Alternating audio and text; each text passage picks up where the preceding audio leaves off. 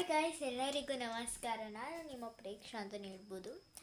So ಇವತ್ತಿನ vlog ಏನಂದರೆ, ನಾನು ಓಲ್ಡ್ ವ್ಲಾಗಲ್ಲಿ ಪಾರ್ಟ್ 1ನಲ್ಲಿ ನಾನು ನಿಮಗೆ ಕರಾಟೆ ಬಗ್ಗೆ ರೂಲ್ಸ್ ಹೇಳಿದ್ದೆ. ಇವತ್ತು ನಾನು ಕರಾಟೆ ಕಿಕ್ ಪೊಸಿಷನ್ ಎಲ್ಲ ಹೇಳ್ಕೊಡ್ತೀನಿ. ಪಂಚ್ 1 ಪಂಚ್ 2 ಅದೆಲ್ಲ ಹೇಳ್ಕೊಡ್ತೀನಿ. ಎಲ್ಲರೂ ಹಿಂಗೆ ಇರಿ ಅಂತ ಹೇಳ್ತೀನಿ. ಪ್ಲೀಸ್ ನನಗೆ ಸ್ವಲ್ಪ 1 ಮಿಲಿಯನ್ ಮಾಡಿ ಅಂತ ಕೇಳ್ಕೊತೀನಿ. Please okay. ನಾನು ಇಲ್ಲೇ ಇಡ್ತೀನಿ ಫೋನ್. ಹಿಂಗೆ ಸ್ವಲ್ಪ ಇಡೋಣ, ಆವಾಗ ಕಿಕ್ ಮಾಡೋದು ಈಸಿ ಆಗುತ್ತೆ.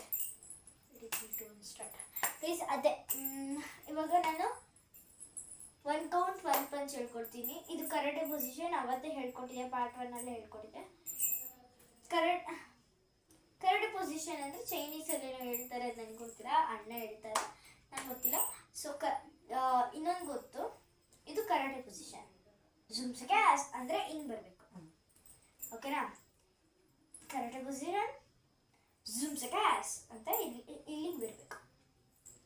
ಇದು ಲಾಸ್ಟ್ ಟೈಮ್ ಜುಮ್ಸ್ ಕ್ಯಾಸ್. ಇದು ಆಯ್ತಾ? ಇವೆರಡು ಸ್ಟೆಪ್ ಆಯಿತು. ನೆಕ್ಸ್ಟ್ 1 2 3 4. ನೀವು ನೋಡಿ, ಇವಾಗ ನಾನು ಹೆಂಗೆ ಇಟ್ಕೊಂಡಿದ್ದೀನಿ ಹೇಳಿ, ಹಿಂಗೆ ಇಟ್ಕೊಂಡಿದ್ದೀನಲ್ವಾ?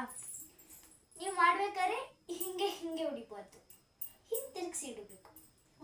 ಓಕೆ, 1 2 3 4 5 6 7 8 10 ಮತ್ತೆ ಬರಬೇಕು.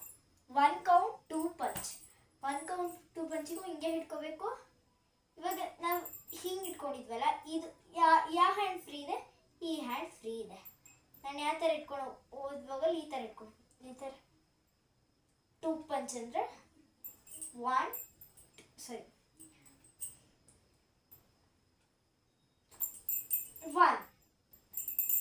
2 3 ಈ ಥರ 1 ಕೌಂಟ್ 2 ಪಂಚ್ ಅಂತಾರೆ.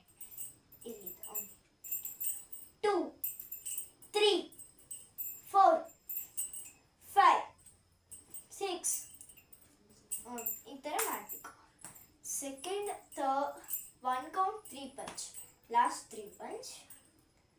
1 2 3 1 2 3 1 2 3 1 2 3 1 2 3 1 2 3 ಫಾಸ್ಟ್